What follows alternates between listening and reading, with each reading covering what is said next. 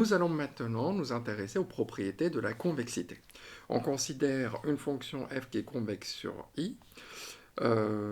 Donc la propriété nous dit que pour tout x et y appartenant à cet intervalle, et pour tout t contenu entre 0 et 1, alors on a cette inégalité-là. On va essayer de la comprendre.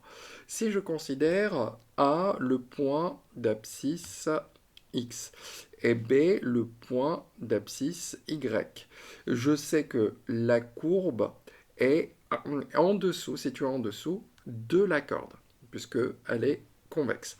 Maintenant, on va essayer de comprendre ce que c'est que alpha, qui est ce nombre-là, qui est t fois x plus 1 moins t multiplié par y. Donc alpha, je vais montrer que c'est compris entre x et y. Pourquoi? Parce que si je considère alpha, donc si je rajoute x et que je l'enlève, ça ne change rien. D'accord? Plus t fois x plus 1 moins t fois y. Donc alpha, en fait, c'est x plus, on va ici mettre en facteur le x. Qu'est-ce que j'ai en facteur? J'ai t moins 1 en facteur de x. Plus 1 moins t fois y. Mais t moins 1, c'est l'opposé de 1 moins t. Donc c'est-à-dire que alpha, c'est x plus 1 moins t fois y moins 1 moins t fois x. Je peux mettre 1 moins t en facteur. Donc finalement, alpha, c'est égal à x plus 1 moins t facteur de y moins x. Donc si je prends y supérieur à x, y moins x, ça va être positif. Je rappelle qu'est-ce que c'est y moins x, c'est la distance entre ces deux-là. Donc ça, c'est y moins x.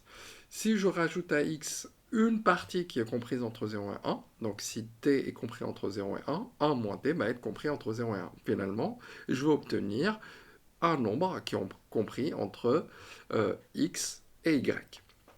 Voilà, donc là on a montré que alpha est compris entre x et y. Qu'est-ce que ça veut dire cette chose-là? Puisque la courbe est située en dessous, ça veut dire que l'image de alpha va être inférieure à l'ordonnée de ce point M, qui est un point de la corde, et on va montrer que c'est un point de la corde. Donc finalement, on a vu que le point N qui a pour abscisse alpha est pour ordonnée f de alpha. Donc ça, il appartient à la courbe. D'accord? Donc maintenant, on va regarder qu'est-ce que c'est que M qui a pour abscisse alpha et qui a pour ordonnée t fois l'image de x plus 1 moins t fois l'image de y. On va montrer que ce point-là appartient au segment AB. Comment on va faire? On va considérer le vecteur AM. Normalement, si je me rappelle bien, le vecteur AM, pour connaître ses coordonnées, je vais faire donc la abscisse de M moins l'abscisse de A, et pour ordonner l'ordonnée de M moins l'ordonnée de A. Donc si je regarde bien ici, donc là si je prends l'abscisse de M, qu'est-ce que c'est l'abscisse de M? C'est alpha. Si j'enlève x, donc finalement ça nous fait alpha, si j'enlève x, qu'est-ce qui va me rester? Donc là, regardez bien, si j'enlève x, il va me rester 1 moins t, facteur de y moins x. Vous voyez bien, alpha c'est quoi? C'est x plus, si j'enlève le x, voilà ce qui va me rester. Maintenant pour l'ordonnée. L'ordonnée, donc si je vois bien ici, donc on a quelle est l'ordonnée du point M? On a dit que c'était cette chose-là, finalement. Ça, c'est l'ordonnée de M. L'ordonnée de M. Donc si je fais tf de x plus 1 moins tf de y moins f de x, donc finalement, je vais l'écrire, tf de x plus 1 moins t f de y, et que j'enlève f de x, qui est l'ordonnée de A, qu'est-ce que je vais obtenir?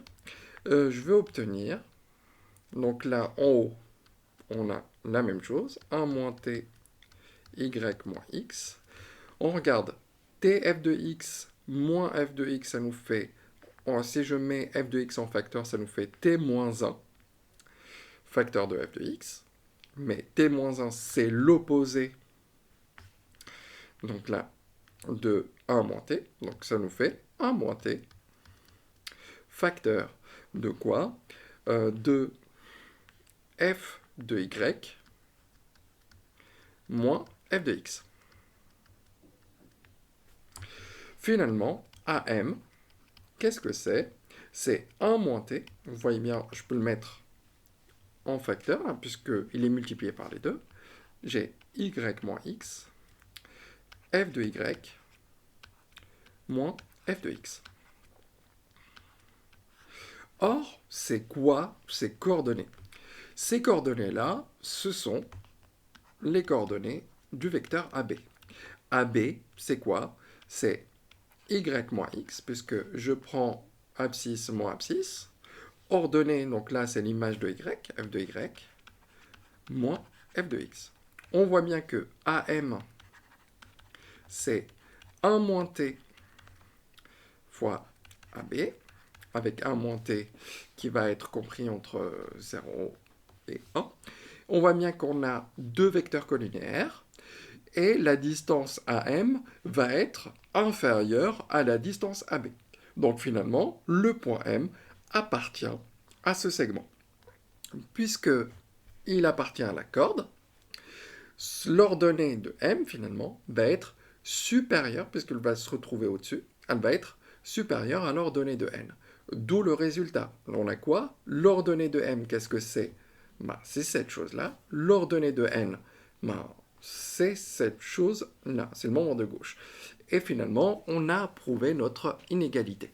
Maintenant, qu'est-ce qui se passe pour la convexité et la concavité? Quel est le lien entre les deux?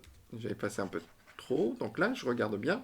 Qu'est-ce qui se passe? Maintenant, si je considère l'opposé à chaque fois. Donc vous voyez bien, donc si je prends l'opposé, ça veut dire que je le mets de l'autre côté. Donc finalement, si je prends l'opposé, hop, hop, hop, hop, je vais me retrouver avec la situation inverse. Finalement, la concavité, donc pour l'avoir, pour savoir si une fonction est concave, on prend l'opposé et on regarde si l'opposé est une fonction convexe. Et voilà pour